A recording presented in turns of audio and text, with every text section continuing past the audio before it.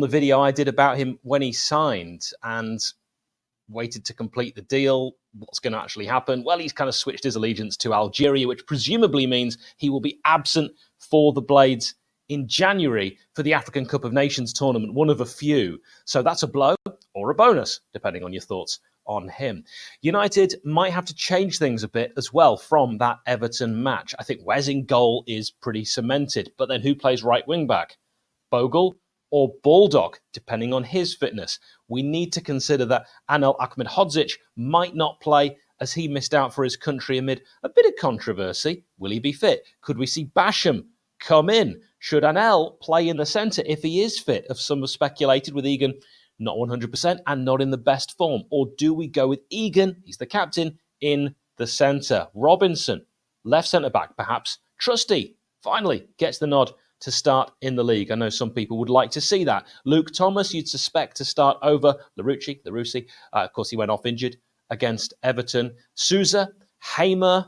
Then the big question, do we go brave with an attacking option like James McAtee? or away from home against the side sat second in the league, do you opt for Oliver Norwood? And when you look at the team stats, it is Oliver Norwood who has the most tackles in the team. Maybe McAtee, who's been away on internationals, potentially better bringing him on later in the game. Tired legs, what can he do? Archer and McBurney up front, is that the strongest area of the team when both are fully fit? Arguably so. Slimani scored a beauty of a free kick against Cardiff in the under-21s development match, which United won 6-2 as he continued his road to recovery. Your first 11 is welcome in the comments below as always.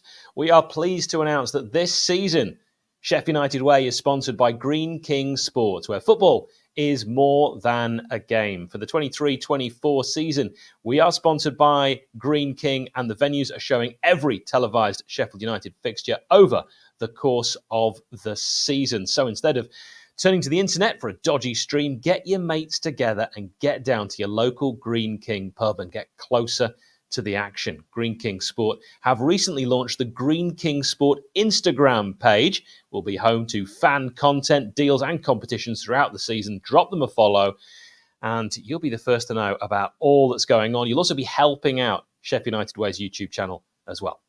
Let's look at away team news. Romero picked up a knock on international duty, but it doesn't seem to be an issue to seriously worry about. 𝗟𝗂𝗄𝗂, as apparently that's how it's pronounced properly, injured his quad muscle in the League Cup defeat to Fulham. He missed the win against Burnley, but unclear when he'll be back, most likely a short-term injury. Long-term absentees for Tottenham are Rodrigo Betancourt, Ryan Sessegnon, who's always turned up against the Blades, and Brian Gill. Hugo Lloris and Eric Dyer haven't featured in any squad this season, probably won't change, even though they failed to find a move during the transfer window. So predicted 11 for Spurs: Vicario in goal, Porro, Romero, Van de Ven, Udogie, Bissouma, Sarr, Maddison, Kulusevski, Son, Solomon. Defence and midfield picks itself. Frontline, more difficult, but manager Ange Postecoglou expect him to stick with the Burnley lineup because Son scored a hat-trick and Solomon got 2 assists. They will be dangerous. Opposition view created by Roy's View. Go to roysviewfrom.com. Great team, but Tottenham will win regardless to what Sheffield do. Easy 3 points to Spurs.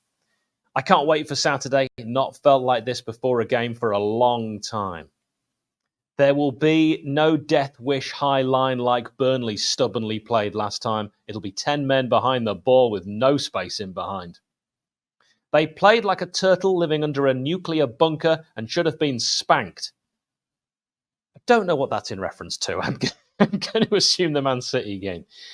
Going to this, 3 or 4-0 win in my opinion. So just some very confident opinions from Tottenham fans. The referee brought to you by Parrot Peel, a virtual band, and many of the members are Blades. Parrot Peel have a new album out called Ouroboros, available wherever you listen to music. There's even songs featured about Sheffield. Blossoms, for example, is about Silverdale Road in spring when all the trees are out. Parrotpeel.com for more.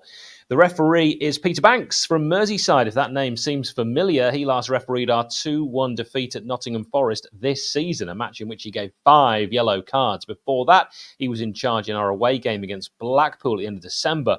Rather unusually, he gave no bookings, a game, of course, that the Blades won 2-1 in the Championship. Last season, he took charge of 35 games, issuing 146 yellows. That is on the high side. 1 red, which is on the low side, and even that was a second yellow, and he only gave 4 pens. Not easy to get a pen out of Peter Banks. Player connections: Michael Brown, my lord. Roger Nielsen, the best Norwegian ever to play for Sheffield United. I don't really mean that. Maybe I do. Kyle Walker and Kyle Norton, of course, the 2 Kyles that both went to Spurs. Probably should have got more for Kyle Walker. Who can you think of? And a big shout out at this moment to all our members. If you'd like to support us, click join as you watch on YouTube. And let's get to score prediction. I don't like doing these. And there's a few things I like to bring stats in at this point. Thank you very much, Statsman Adam. In the last 12 meetings, there have been 4 wins, 4 draws and 4 defeats for the Blades. Sheffield United never won a Premier League game away at Spurs. The last Blades win was 1991, 1-0. Of course, football started in 1992, we know that. 6-0 is Sheffield United's biggest Premier League win, which came against Tottenham.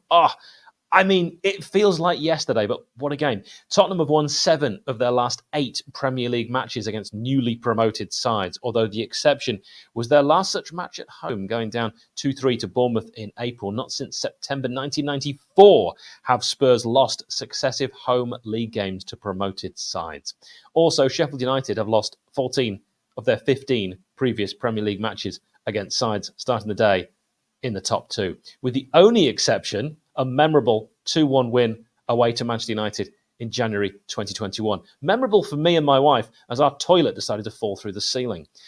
I think we'll lose, possibly a heavy one. I hope I'm wrong, but a difficult away day. Maybe we can see some McAtee magic and pull off a shock, but I fear 𝗬𝗏 𝗏𝗏 has really got Tottenham playing well, and this could be an unhappy away day. God, I hope I'm wrong. 2-0 Spurs is what I think. That's what my head's saying. You know, my heart could be talked in to Blades nicking it, but then it always can. Let me know your score prediction in the comments. Subscribe to the channel if you haven't already. If you are one of the, I don't know how many % watching this without subscribing, please do. It's free. Check out our award-winning audio podcast. Wherever you get podcasts, there is audio-only content on there. And as ever, thank you very much for watching.